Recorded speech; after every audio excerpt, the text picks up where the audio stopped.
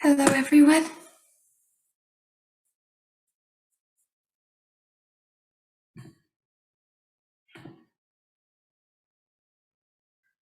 If you kneel with me, we'll start with the silent prayer.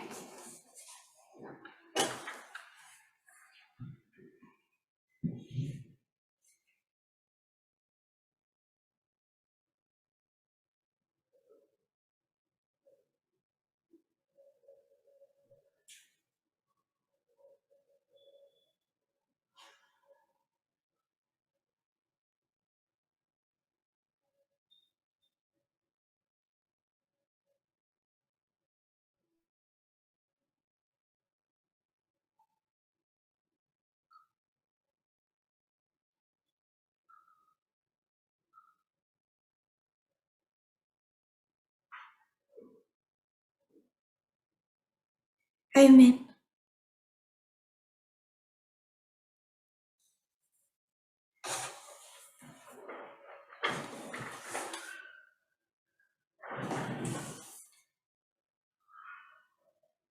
I want to make one point that ties into yesterday.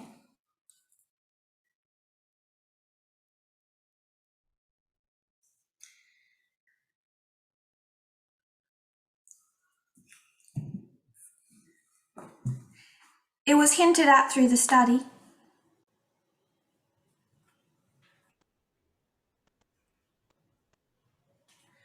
but I actually made it in the prayer.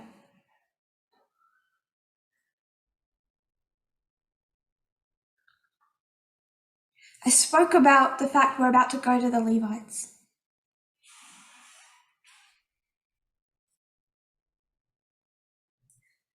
That we have been blessed by a message of salvation.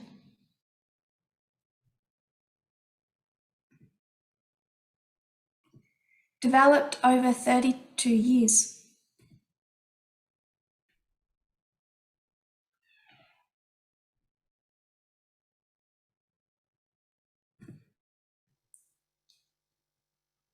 And I think Elder Parminder described it very well.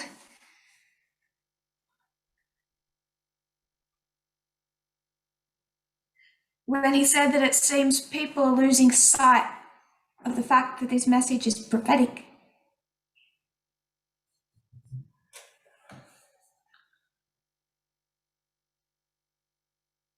It's based on parable teaching. We are looking at these things through prophetic eyes.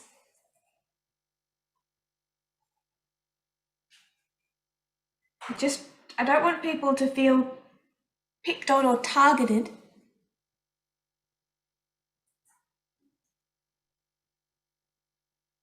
But I see it so often that I want to comment on it.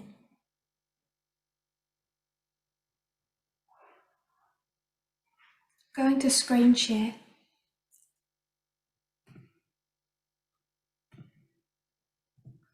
Does everyone recognize this? It's an illustration that goes around frequently by an ex-Adventist pastor. And things like this and others that are similar, I see shared so frequently.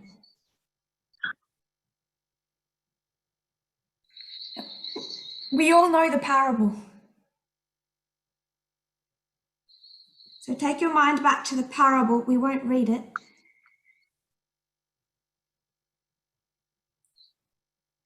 There's 99 sheep in the fold.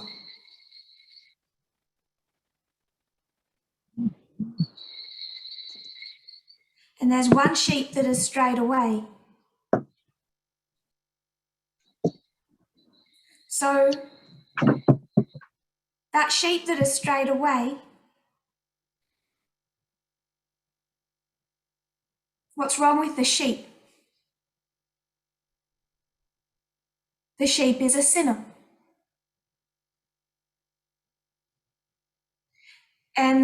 The parable goes, Jesus will leave the 99 to find that sheep.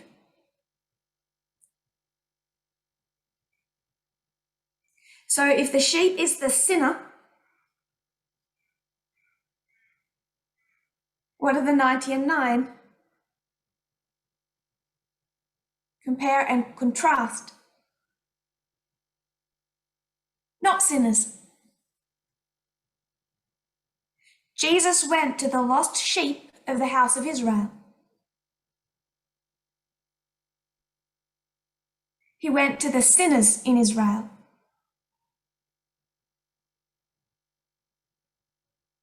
And we think that he just went to the people who were cast out by society.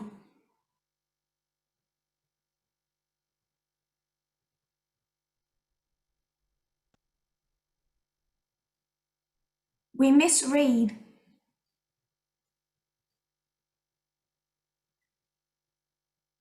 He went to Pharisees, publicans, Sadducees.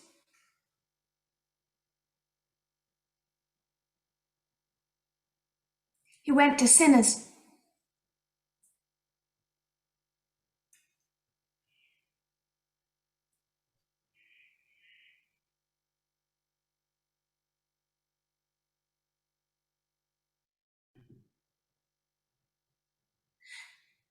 So would you rather be the 99 or the 1?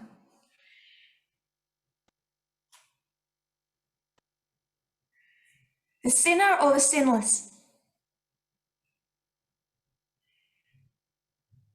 Do you want to be in the fold or outside of the fold?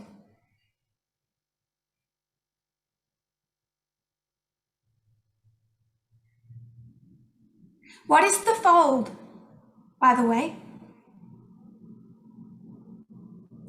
The fold is the house. The house is the kingdom of God. Do you want to be inside the kingdom of God or outside the kingdom of God?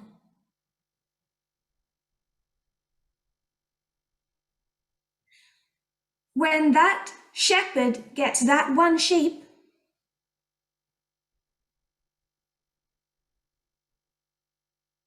where is he going to put him? He's going to put him with the 99.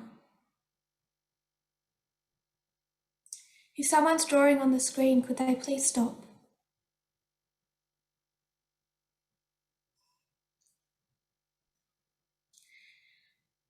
So where does God want that sheep to be?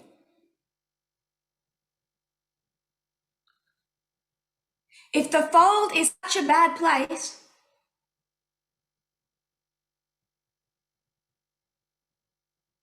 why is the shepherd trying to put him back in there?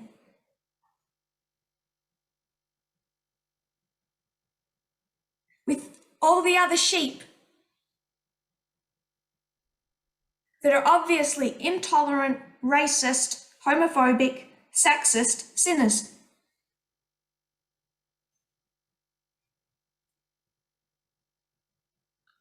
So after 32 years of God teaching you parables,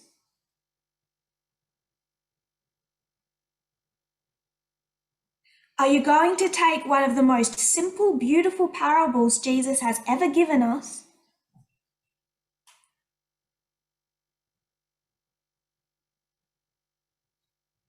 completely break it from a liberal Adventist source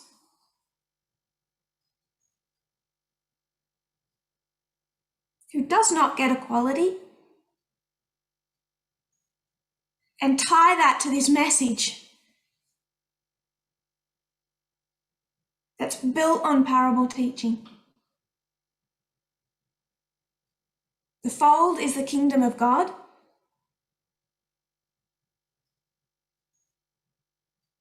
The whole point is to get that lost sheep back into the kingdom of God.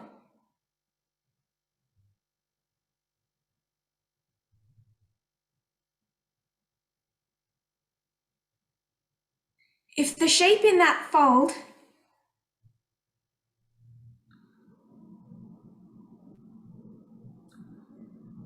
were Pharisees, Jesus says,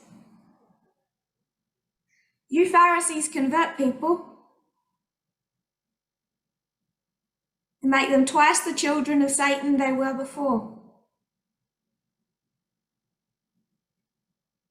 So is that what Jesus is doing? Is that the fold he's putting them into? You know that's not true. Which means this is not the parable of Christ. And this is exactly the problem with liberal Adventism. They make salvational mistakes because they don't use parables properly.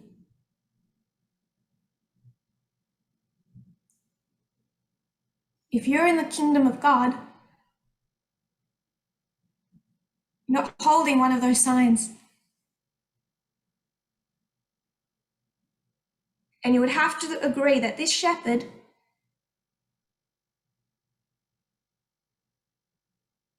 is taking that lost sheep and making it twice the child of Satan it is before. Then you would have to agree, second point, that this lost lamb, because I've seen other parable illustrations by this author,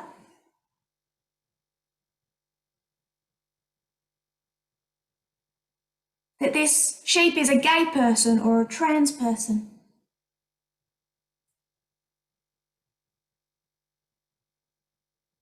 So they are the sinners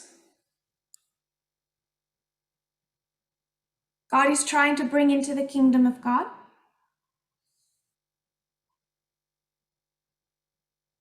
Third point that's wrong. You've slipped back into that same issue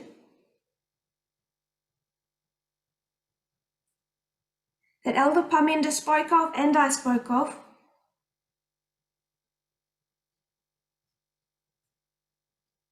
this Laodicean, not fit for purpose idea of love.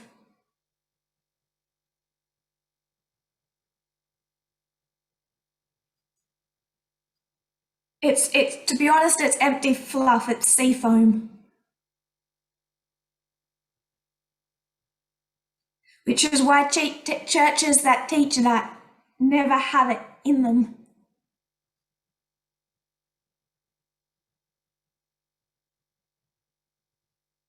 When God reaches down to that lost lamb,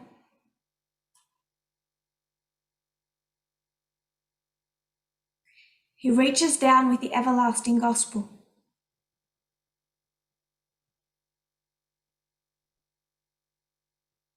What does the everlasting gospel look like?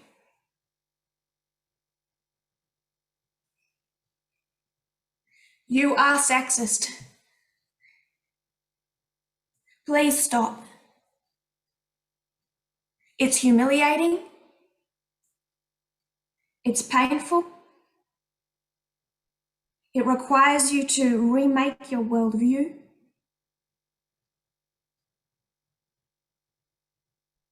To follow organisation. To behave properly. It's not an easy or a pleasant experience. Do you think I'm going too hard on this author? I will share one more.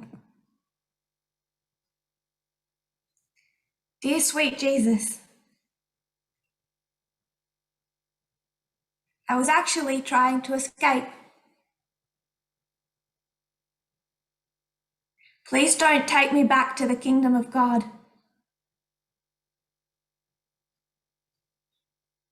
Or as this author describes it, 99 idiots. And what is God doing? Ignoring him and taking him back.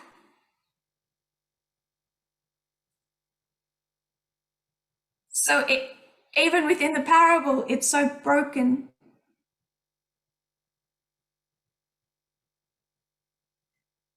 Because this author does not understand the gospel, let alone parables. So when I laid out over 7 presentations gay marriage,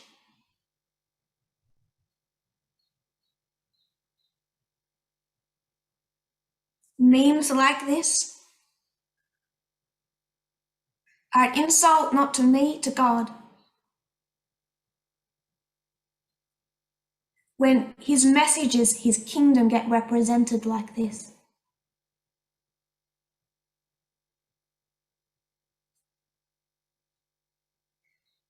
Women and gay people are not the sinners in Zion.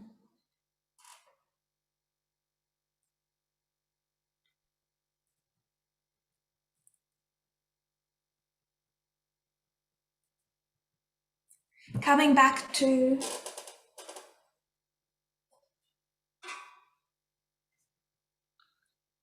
the global message.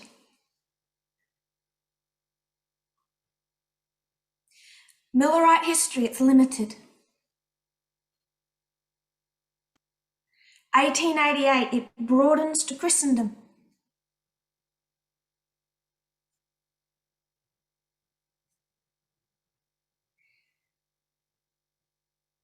(1989) World Wide Web.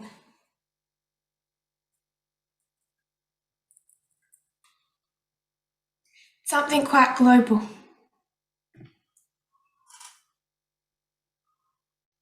And part of the message of the last 5 years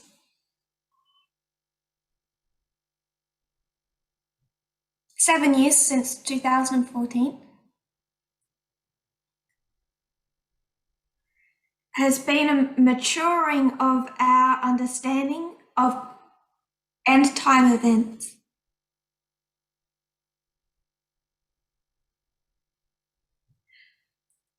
God took us from Laodicean Adventism.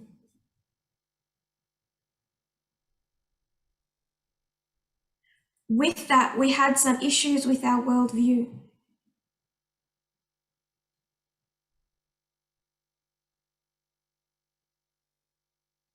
Our ideas were overly simplistic.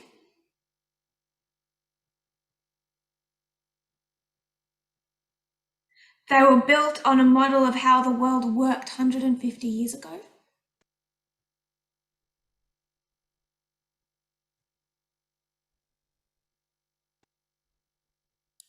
Or at best 70 years ago in the time of the Second World War.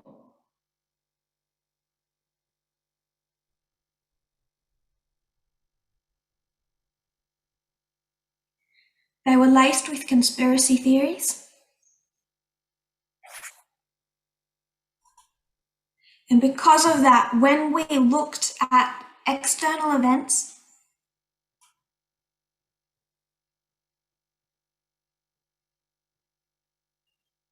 it really became a fantasy.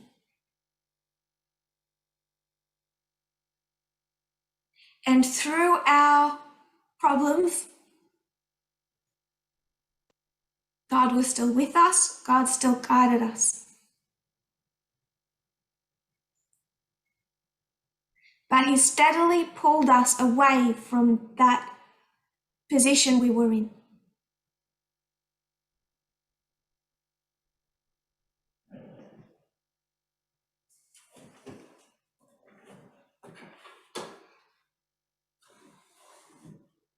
I'd like to probably explain one of the points I find the most fascinating.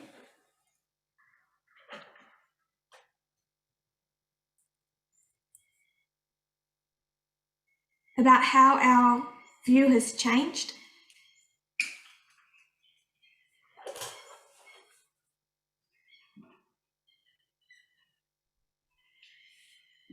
the way Adventism thinks, heavily the way we thought for many years.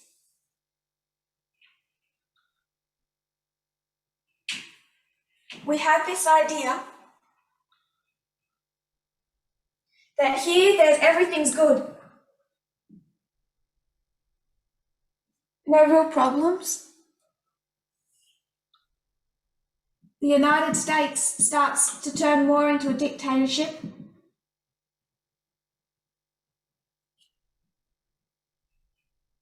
Persecuting Christians. Again, it was good.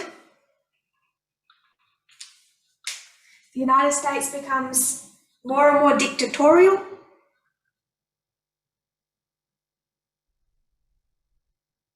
The persecuted are Seventh-day Adventists.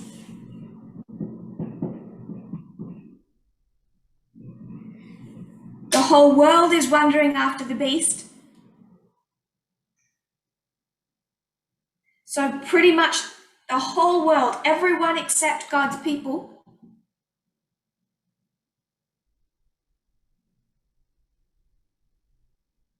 learn to love and approve of what this dictatorship is doing.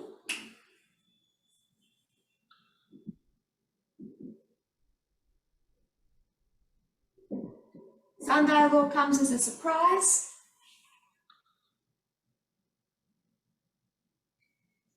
And the United States reigns supreme, while country after country follows.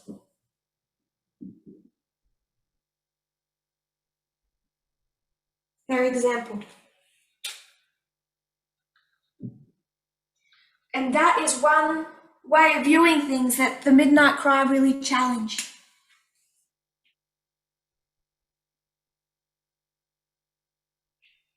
And I find it fascinating when we take the Millerite history as an example.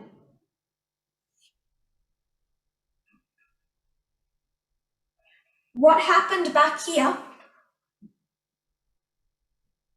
was bad. There was slavery. And what began is best described as a culture war.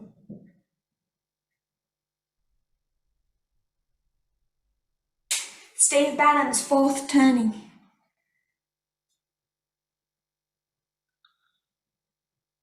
It's all built on this idea that there is a war between two roads culture has to take.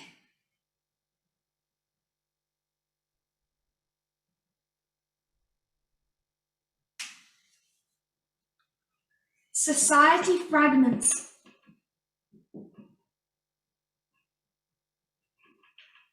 There's at least, I know there's more, but there's at least two divisions through society.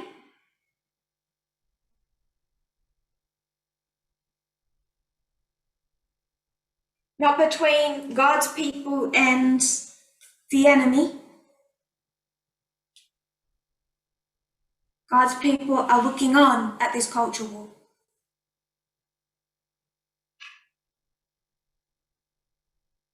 And which side is winning?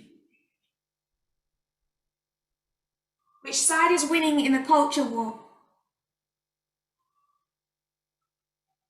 This is a key part of how our understanding has changed.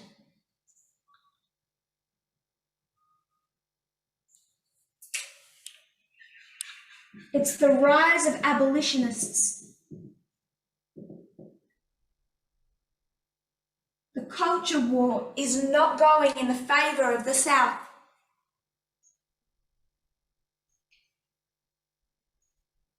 And it is their feeling of fear and loss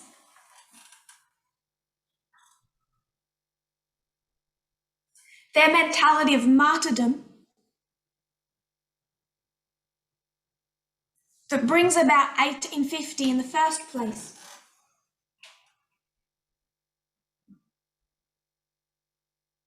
Now remember, it's a history of failure.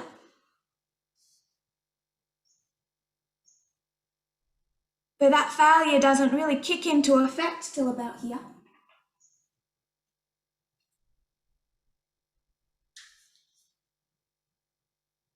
All through here was exactly how it was meant to be.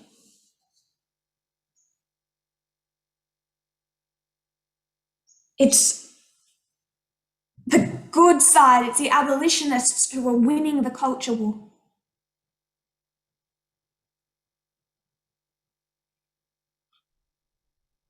If they hadn't have been winning, this law would never have been asked for.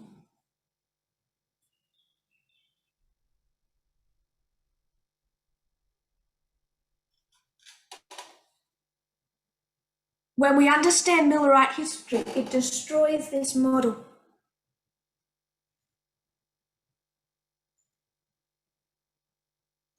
It's not fit for purpose anymore. It's not all good prior to 1989. There isn't this simple idea of a dictatorship.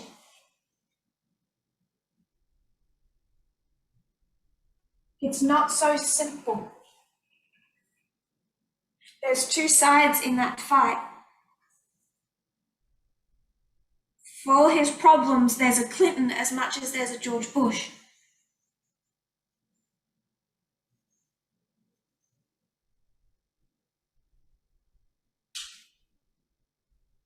As people get pulled into this culture war,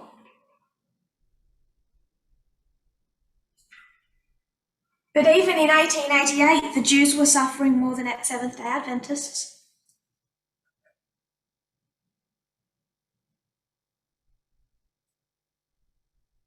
Imagine a Sunday law in the United States today.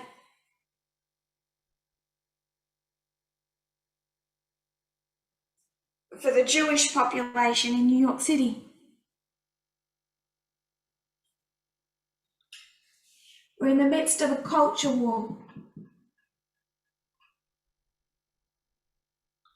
So when Adventism has that wrong idea, and up rises Obama, regardless of what he does, they have to see him as part of the problem.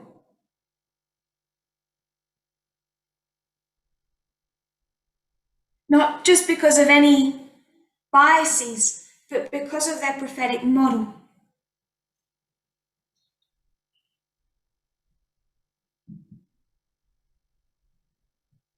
Gay marriage. They have to see it as part of the problem.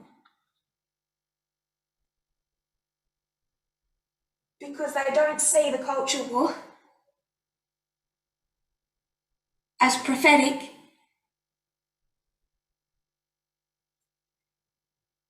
They don't see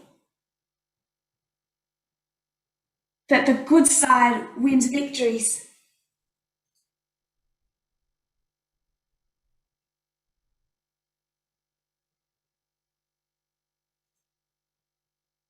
When we understood this last year, one of the things that it took down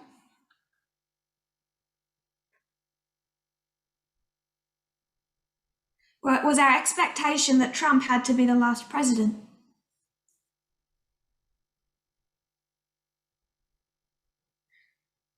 Because the power that he has is the fear of replacement.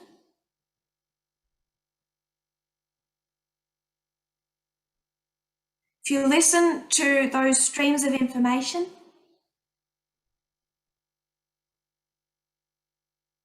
the fear they are stoking in their base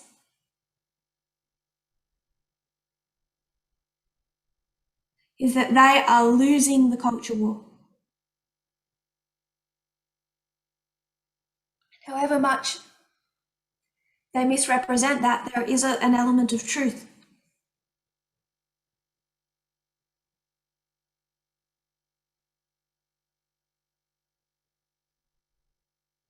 We talked at the last camp meeting how society has been steadily moving to accept gay marriage.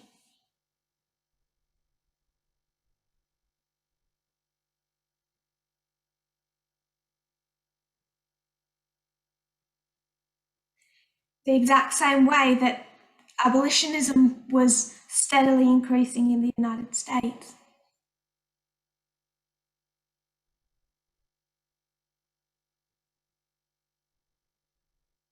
When articles are shared on the media broadcast,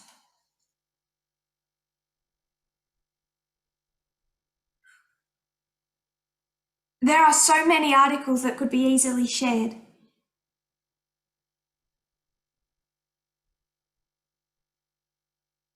But the articles that are shared are not so much viewed in the moral way that I think people expect.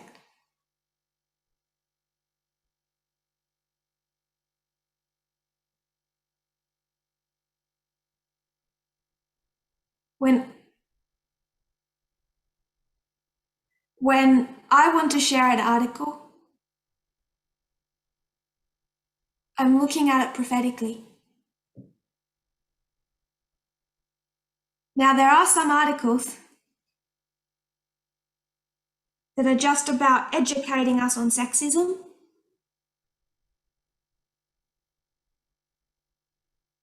pushing that farther along the track.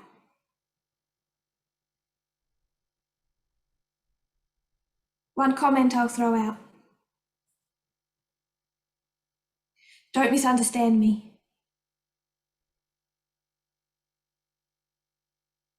I shared an article that I'm assuming everyone has read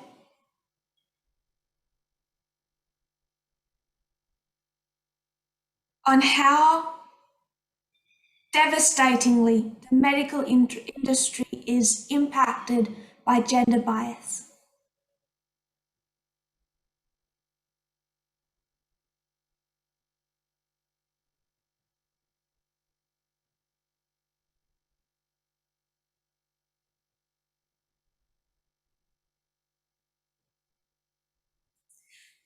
It shows in great detail how extensive that bias is.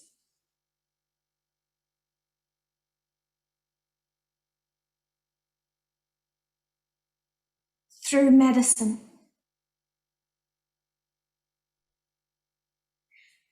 This is all looking at the body. Now, I think most people in the movement know that we accept and have even told people that they can speak to a psychologist.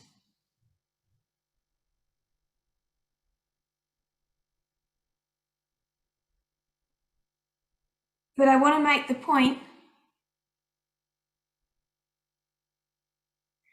how impacted do you think psychology is by gender bias? You've seen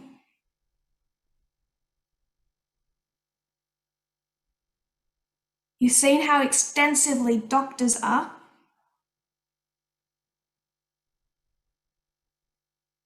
The entire medical system.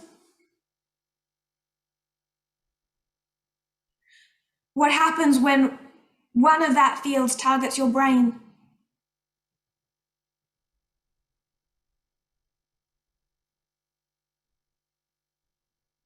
And I'll speak from observation and experience.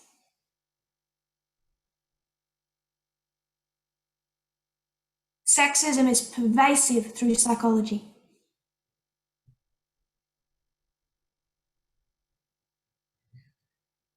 I don't think 1 in 20 gets equality on gender. I don't think 1 in 20 gets equality on gender.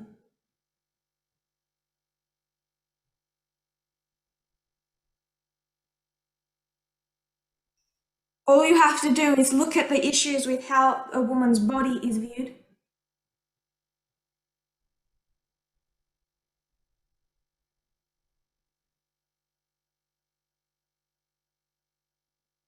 And consider that those same people are now touching your mind.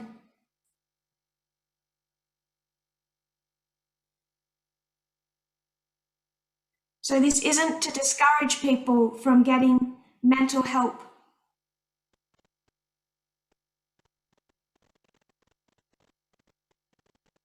It is not shameful. But don't go to a psychologist to form excuses for your sexism.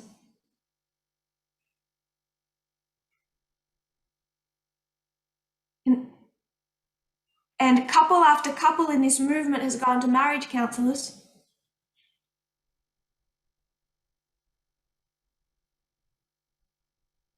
And I've heard horror story after horror story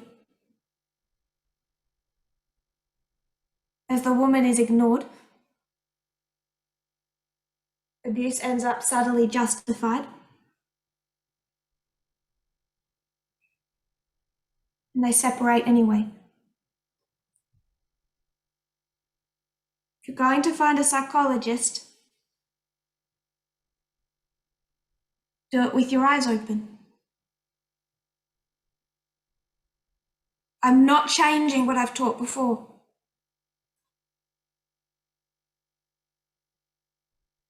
I've talked about how pervasive sexism is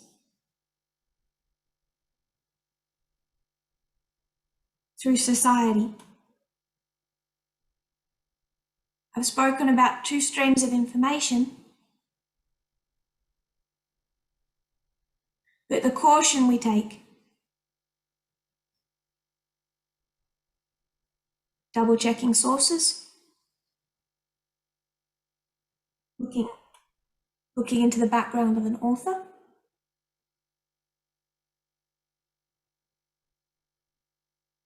it's never been blindness.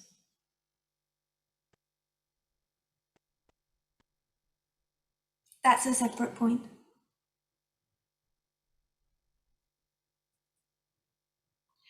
Our view of the end of the world has changed. It changed before we moved to Millerite history.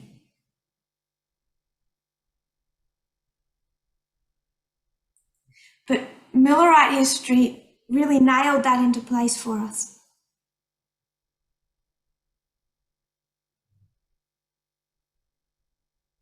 And why I wish people would study it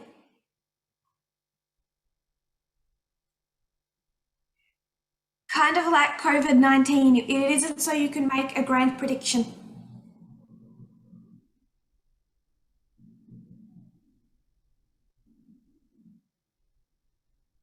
It's because even though it's a history of failure,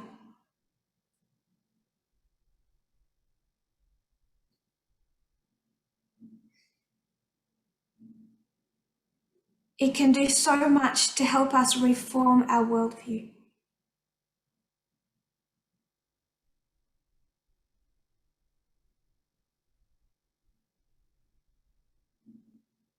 So the persecuting force is the underdog in a culture war.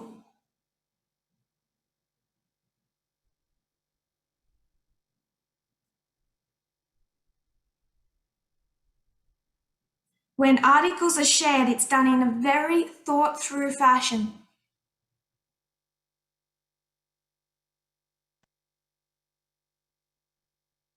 Much more thought through than people realize.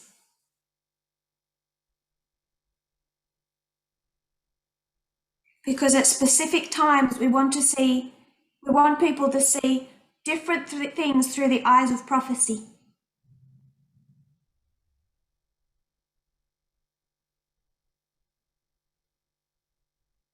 We can all draw the Omega history of modern Babylon.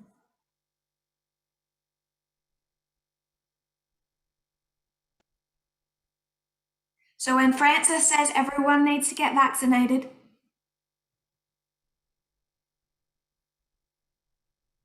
you know where to pin that. You know where to place it and what to think of it.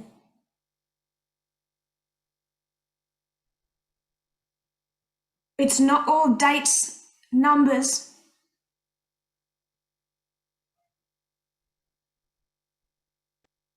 Predictions. That's not where the power of this message lies. January 6th. It's no important date to me. But pin it to that culture war.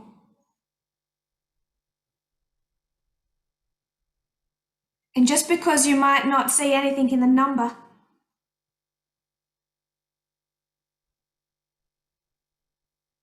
these are significant and prophetic events.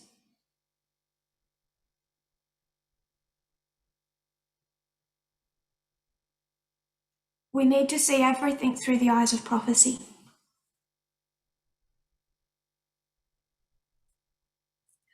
I have a worry people are struggling with that.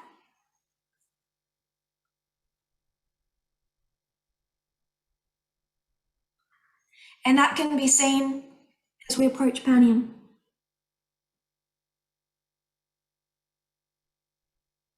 With people's expectations of the fall of Russia.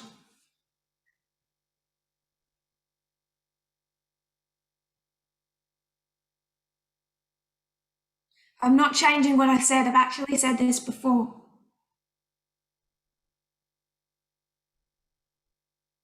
Russia will not crumble, Putin will not leave.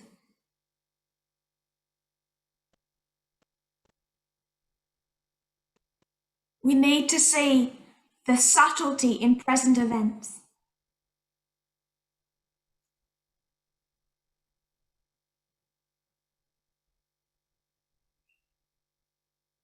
This isn't World War II. This is post the atomic bomb. And much more is done globally in a subtle fashion.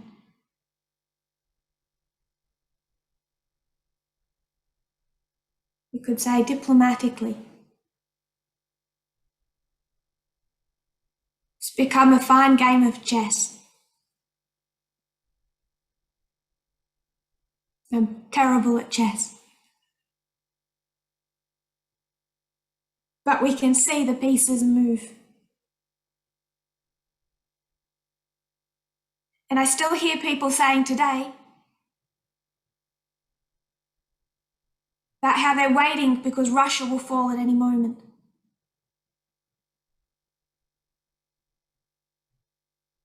First point, Russia begins to fall.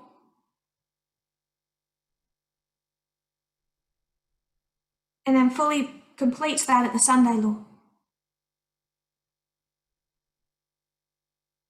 Second point,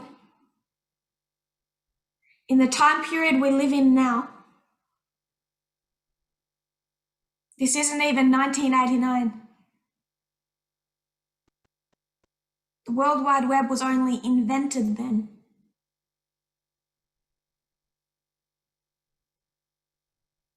The way global politics operates now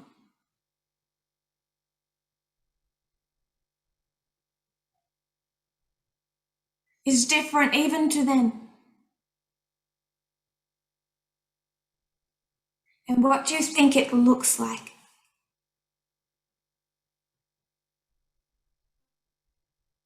We're given parables because things are not easy to see.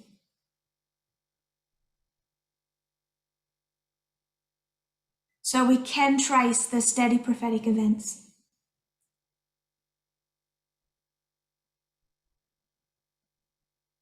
There's a number of reasons I think people mistake what's happening externally.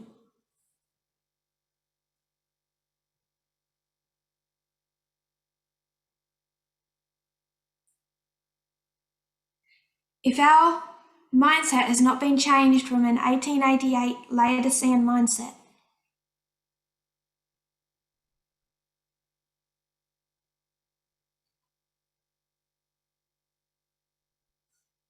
a conspiratorial mindset,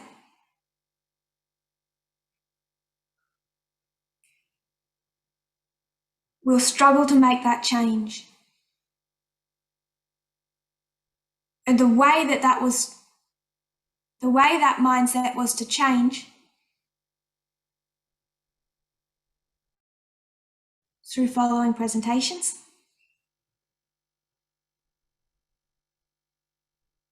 the media broadcast, not just random external news like all the world was doing,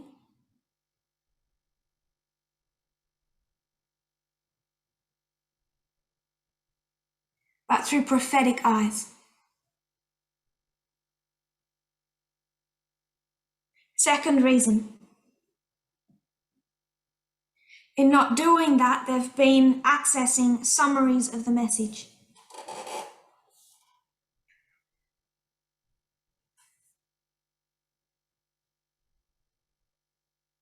Our enemies do the same thing, just to keep track of us. And their mindset isn't changing. Yours won't through a summary either. By the time you realize, one day you'll wake up and realize you can't see it.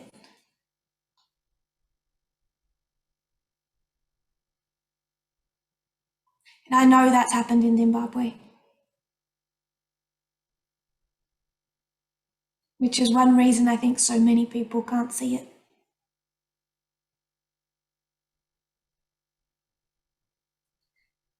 Third issue, if you do not make gender the focus of the issue,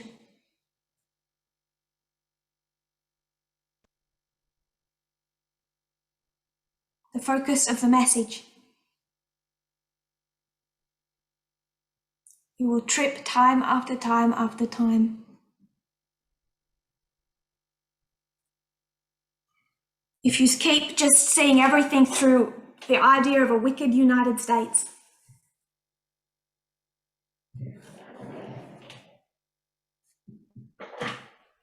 because remember, I disagree with this now too.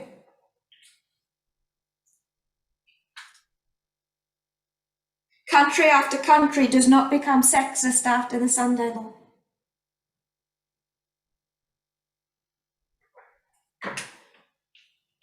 Now you can see 2014 and you see a form of this after the Sunday Law.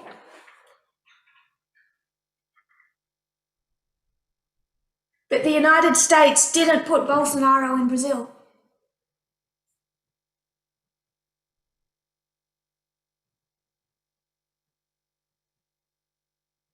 A large enough portion of Brazil already wanted him.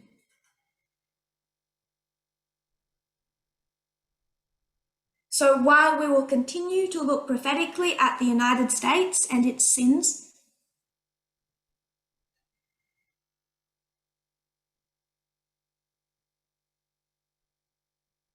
if you're in the movement and you're not in the United States, and you're considering the sexism around you,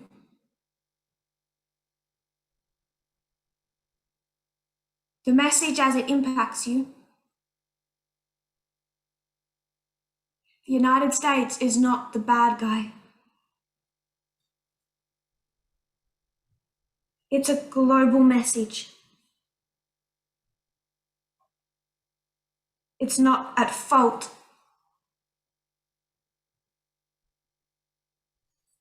For the failures in your country, your ministry.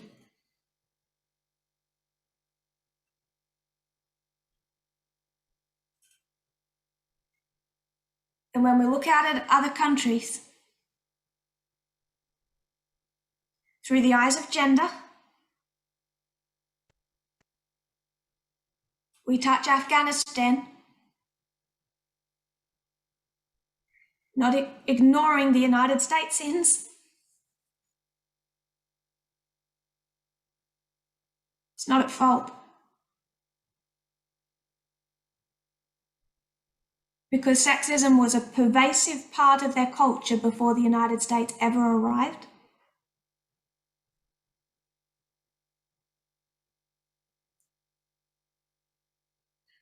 and separately to the Taliban.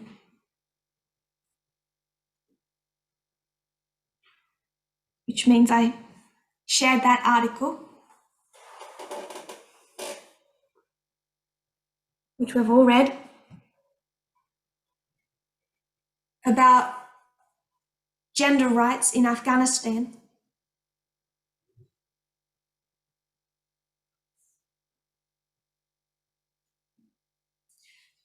When the Taliban was not in power.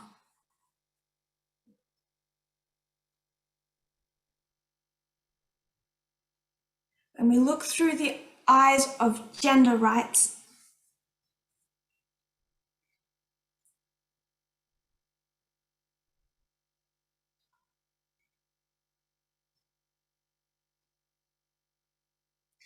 I frankly see too many excuses.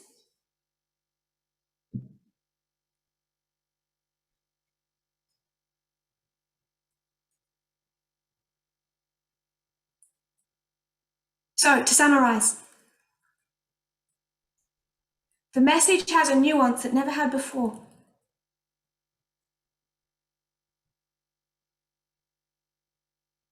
But parable teaching helps us unlock the external events.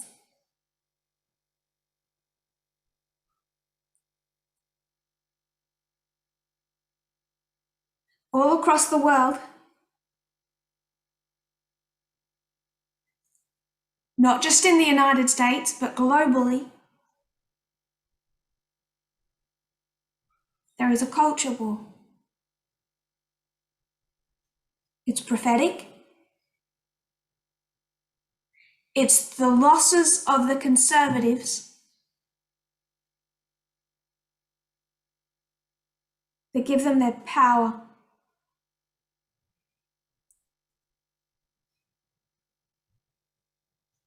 Switzerland just allowed gay marriage.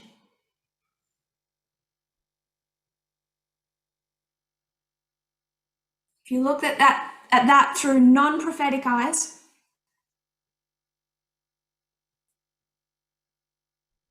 you'll say, that's nice, how lovely.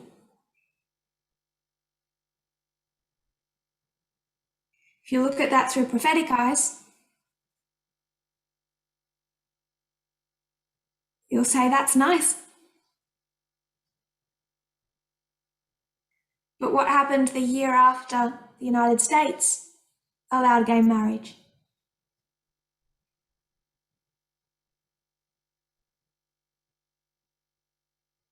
Because 1 in 3 Swiss voters voted no.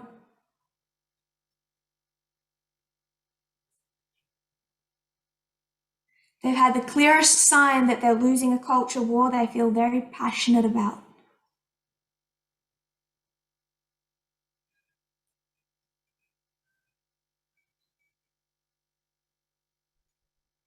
And so through prophetic eyes,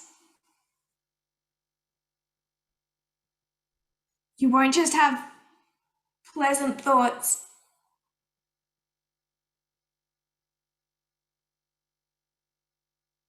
You should be afraid for Switzerland now.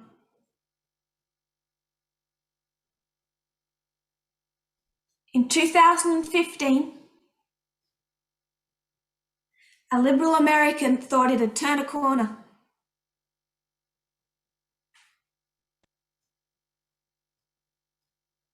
Obama was president, Clinton would be next.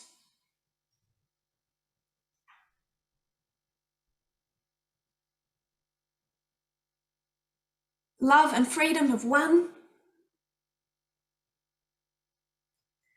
That's not prophetic eyes.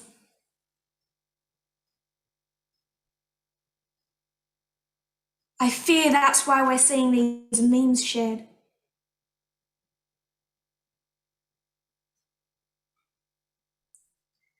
The point of yesterday.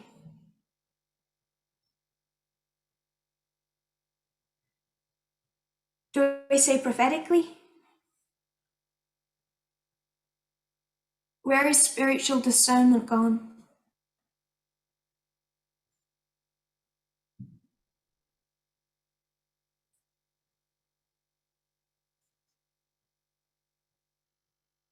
We have Gender as the test. In a global dispensation where nowhere is untouched.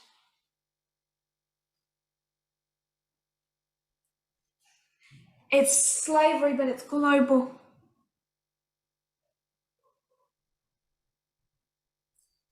There's not a pocket in the world just about where it doesn't exist.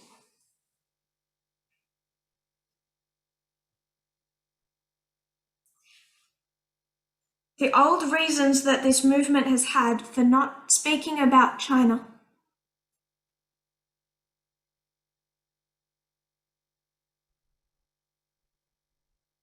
The main one is that China has never been part of Christendom.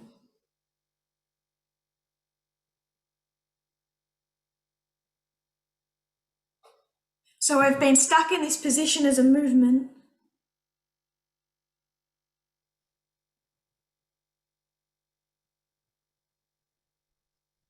where we don't pay attention to China because we see it as not prophetic.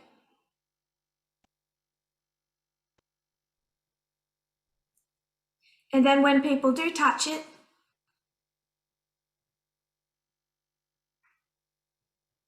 the thought is we should support China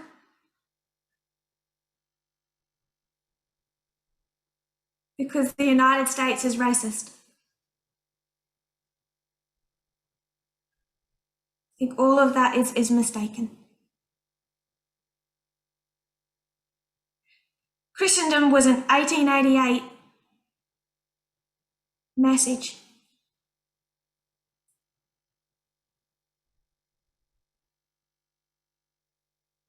Today, it's not just Christendom.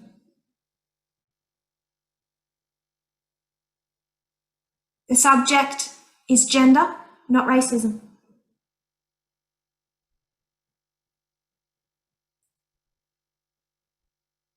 And if we look at China, we should be able to see it not through the United States' sins,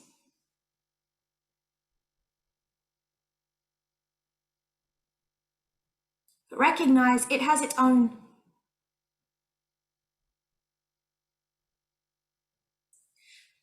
We've always known that China was part of the prophetic message.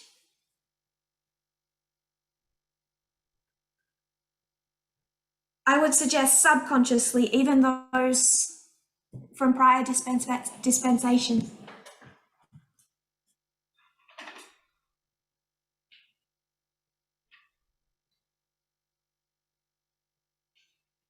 The reason that we've known that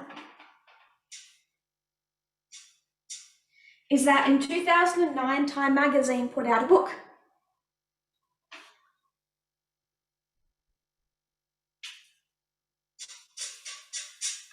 The book was called 1989, a year that defined today's world.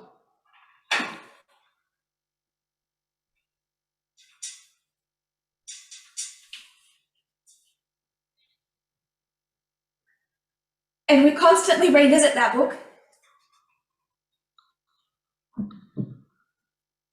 We did a last camp meeting. We addressed the page, A Triumph for Love in Denmark.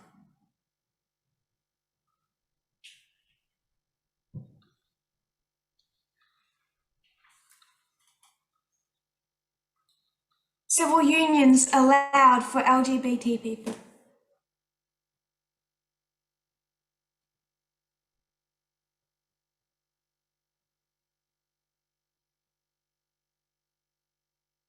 We've long spoken about the Berlin Wall and the World Wide Web.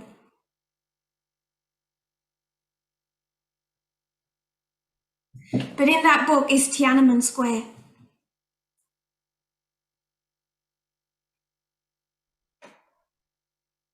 So we've always known it was part of 1989.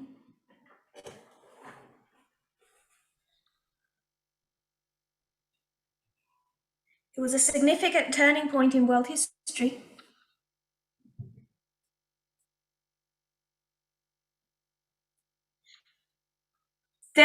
Tiananmen Square and therefore China are part of the prophetic message.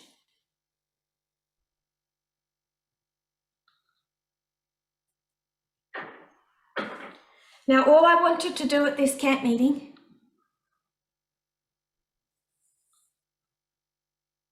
with half an hour left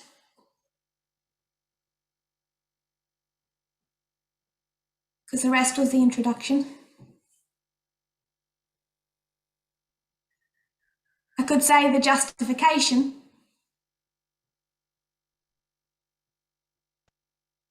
of why China matters prophetically.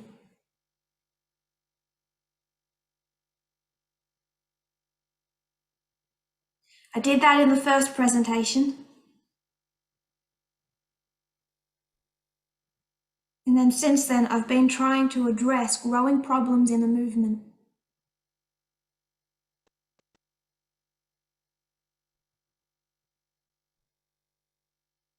That I connected to 1850 style Laodiceanism.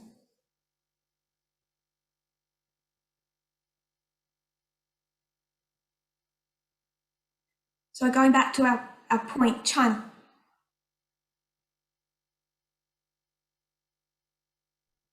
I wanted to make that point and then lay out some history.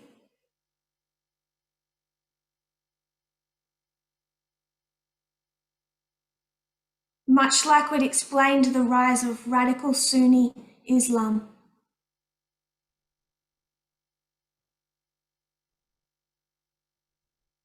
And what makes China so fascinating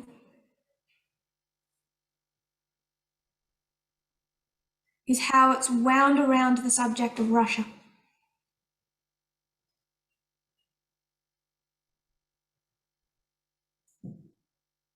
And human rights.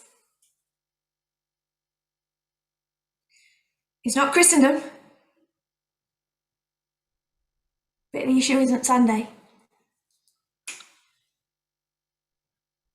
So we're not going to have time to go through all the points that I wanted to.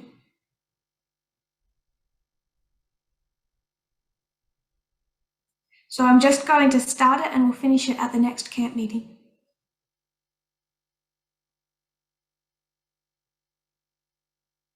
To give a little history, we'll go back to 1949,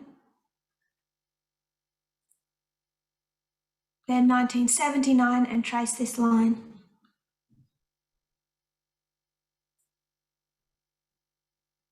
And there are three thoughts that I want to look through that relate to China.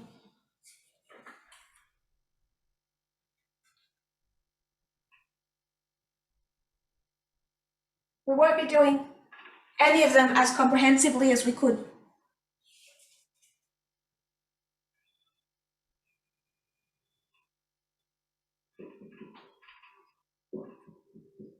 The reason being time. And even when I do understand it, I really don't like talking about the economy.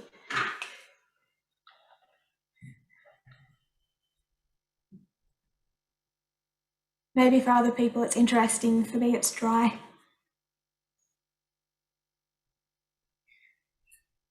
So we'll just make the statements we need to make.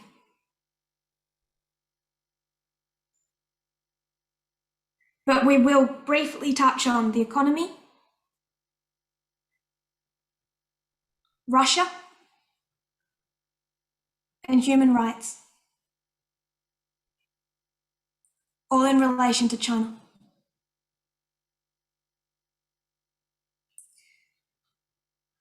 The point is not to make some type of prediction.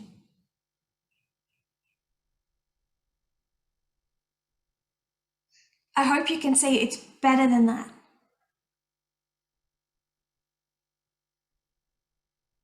I think it's better to understand the past and the present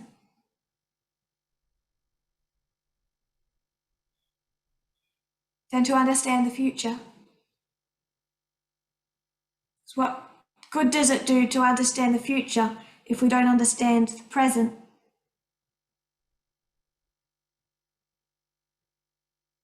And we're incapable of understanding the present if we don't understand the past.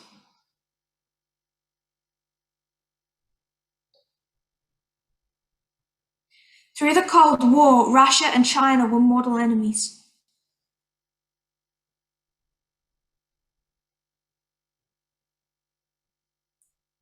They were not friends through a common ideology.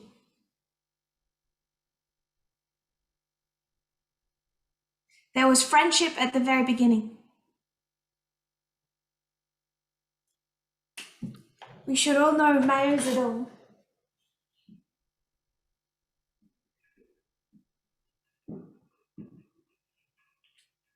Through the Chinese Revolution, it's known as Mao Zedong's Revolution,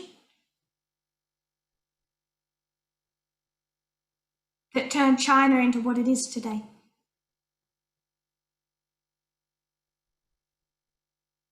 His revolution was financed by Moscow by Stalin.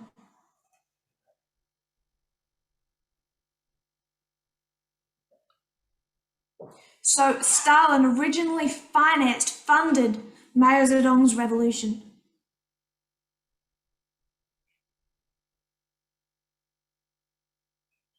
That partnership survived into the early 1950s.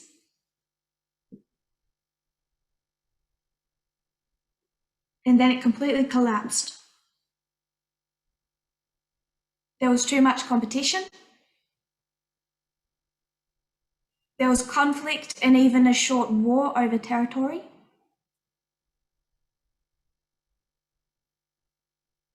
And they disagreed on a number of things, including Russia's response to the Cuban Missile Crisis.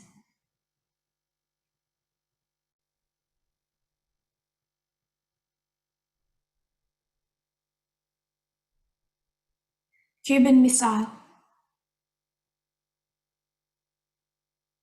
Cuba?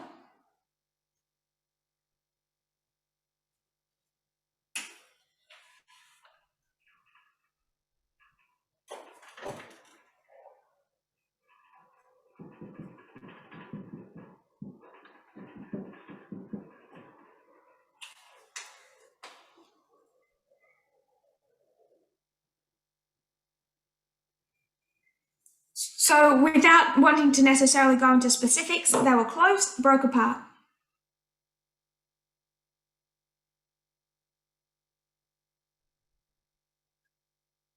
Enemies for most of the Cold War.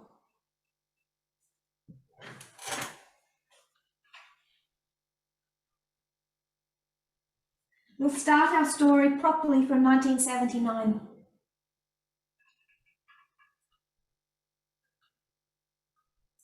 Two significant events acted as a turning point.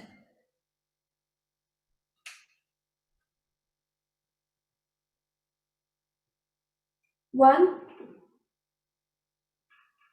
the United States recognized China. The People's Republic of China. Prior to 1979, the United States had never recognized that government.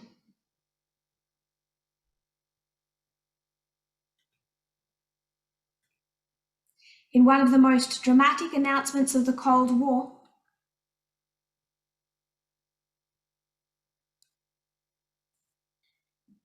January 1st of 1979,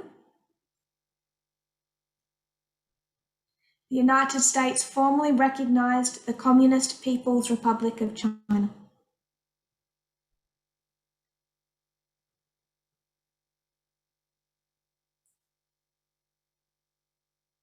Second,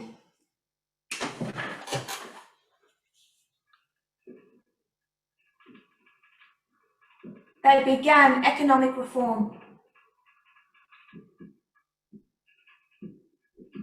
This was the beginning of what would transform the Chinese economy.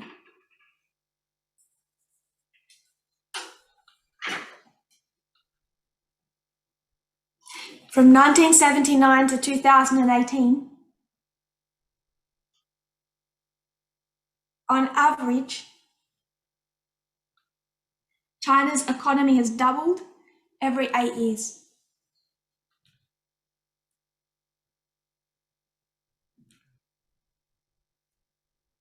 And that all began with the beginning of financial reform in 1979.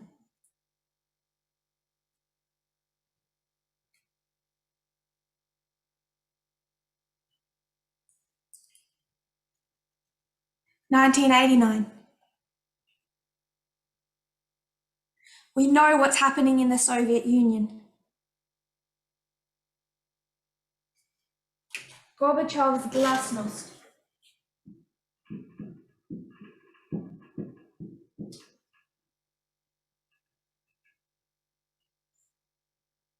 The policy or practice of a more open and consultative government,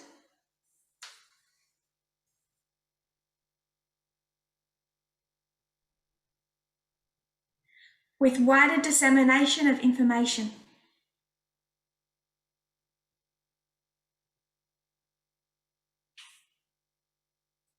So we have Mao Zedong's revolution,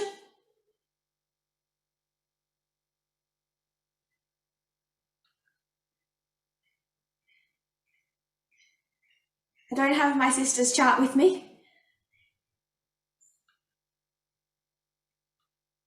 A lot of people died as he built his model of China.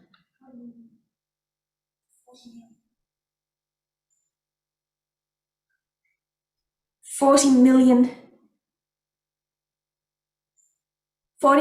people died as Mao Zedong forced China into his mold.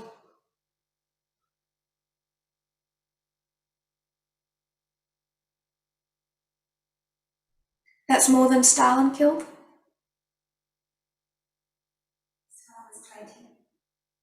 Double what Stalin killed.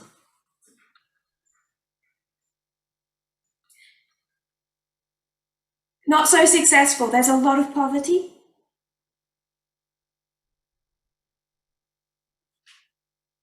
'79, the United States recognizes that government.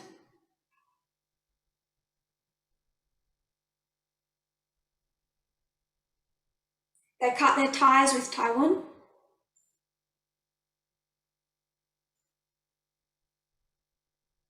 And China begins economic reform.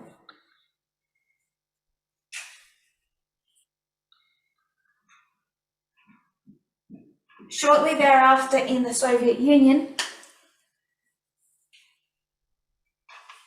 Gorbachev is opening up the country. And within China, people have a hope that it will happen there as well.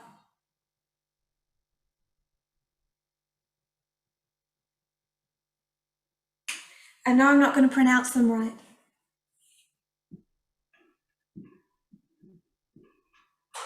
Hu Yaobang. He was a high-ranking official in China.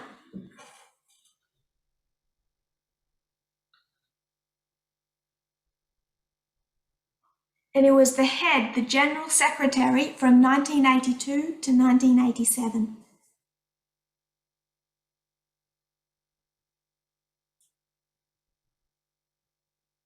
(1982 to 1987. And he was a reformer. He wanted to see China opened up. He wanted to see the government more transparent. Now, like Gorbachev, he was not trying to turn it into a democracy.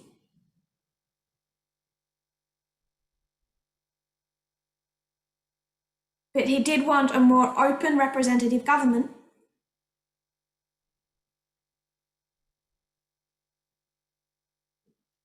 And everything that came with that. And on the 15th of April, 1989,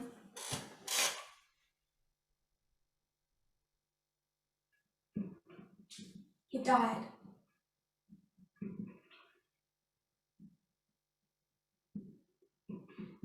And he was a hero for many of the people. Now, when someone dies who's a hero in China,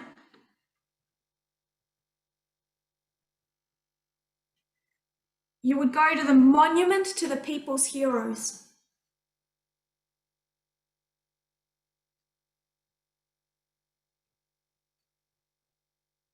To commemorate them. So people flooded to the monument of the people's heroes on the 15th of April.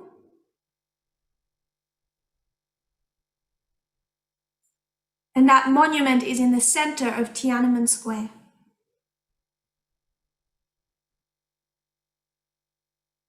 Started small. But a week later, on the day of his funeral, 100,000 students marched to that square.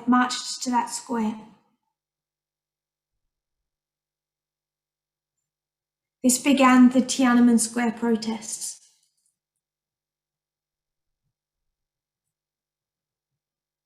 And some of them were cheering for Gorbachev.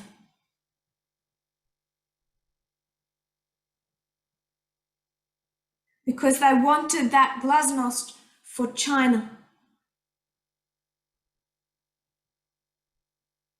And he had been their hope. So on the 15th of May, Gorbachev visits China. We'll discuss the significance of that. But for now, I'm just tying it with that protest. They protested for about 7 weeks around the People's Monument.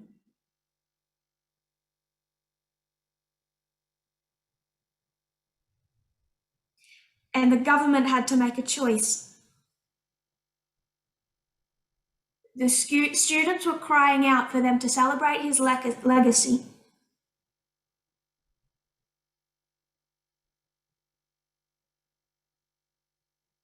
And institute his reforms. On June 4, the government declared martial law.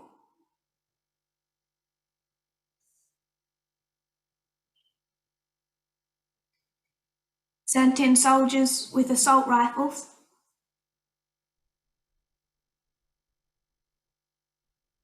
And tanks. The official death toll is 241.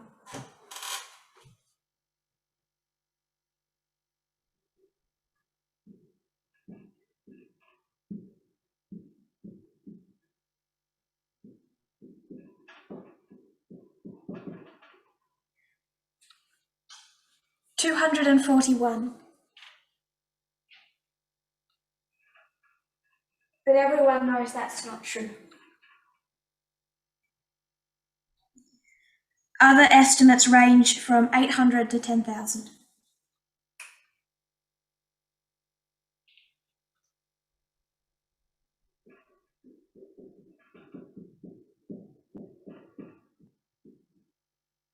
And they made their decision of how China would operate.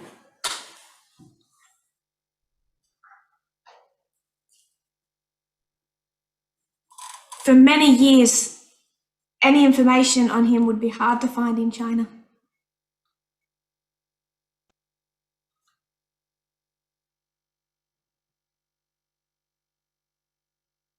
They purged everything and everyone who had been part of that hope.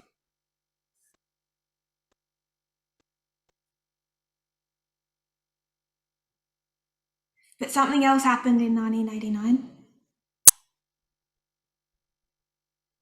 The first formal meeting between a leader of the Soviet Union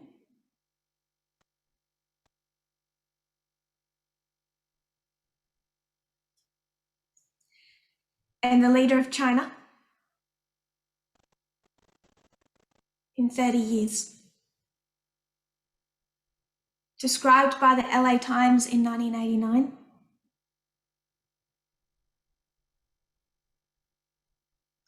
Soviet President Mikhail Gorbachev arrives in Beijing.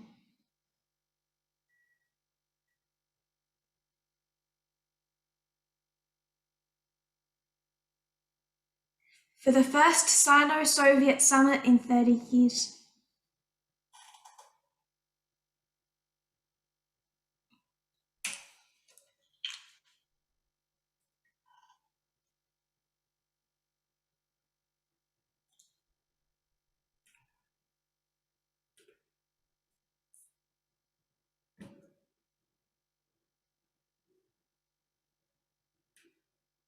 Quote 9 for the translators. Ending the long and bitter conflict between the two great communist powers and realigning international relations around the world.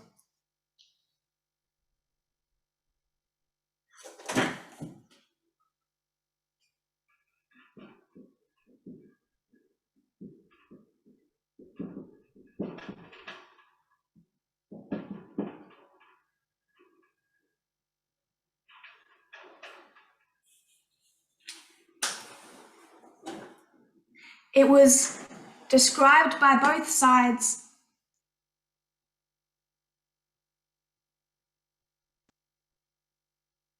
as marking the beginning of normalization of relations.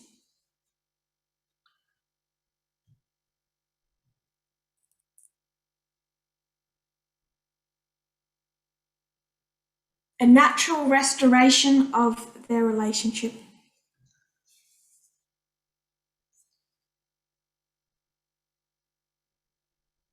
For time, we're not going any further. We'll pick it up at the next CAT meeting. But my point is the following. We can't understand Russia correctly without tying in China and their relationship with China.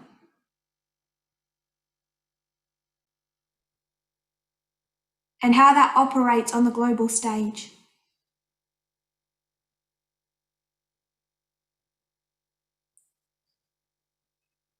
We have the right to look at China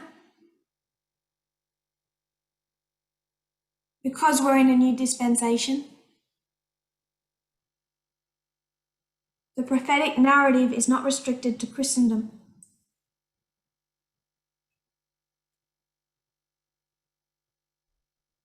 That should make us see not only these external events correctly,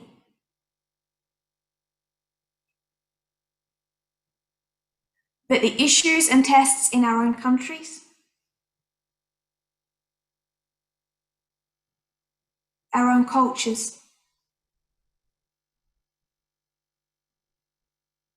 and how they measure up against the expectations of the kingdom of God.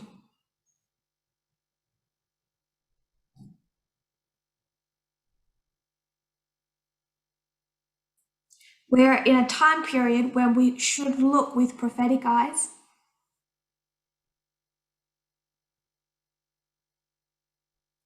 educated eyes,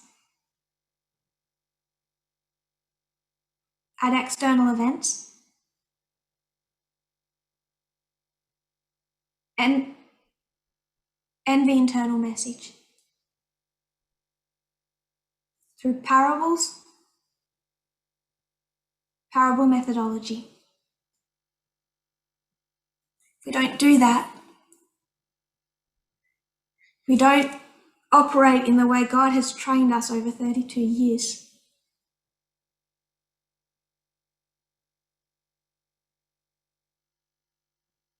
We'll go to work and we'll do more harm than good.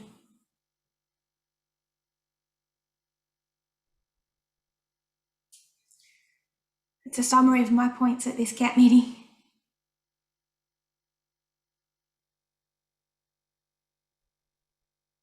I want to expand on some of these thoughts at the next.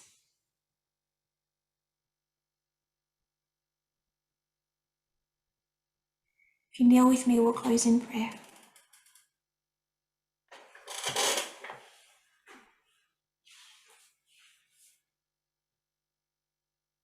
Dear Lord, Thank you for your goodness. We see that we were once that sheep. And you came to us with this message,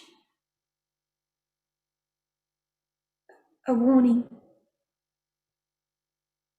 May we pay heed to it now, right when our training is meant to go into practice.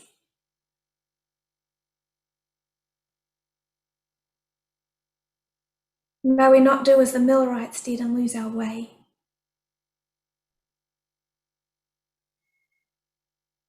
Through a self-centered Laodiceanism.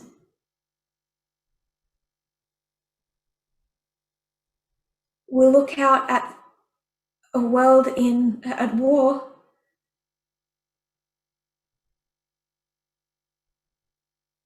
Please help us see as you see. May we see everything as you see it. Grant us the spiritual discernment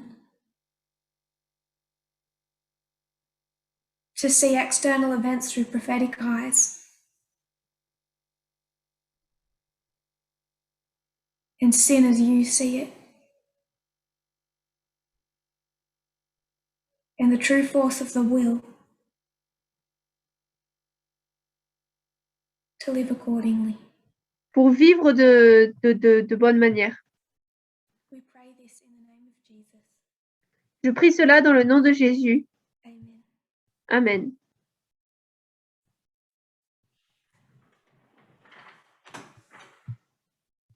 Thank you, everyone. Merci à tout le monde.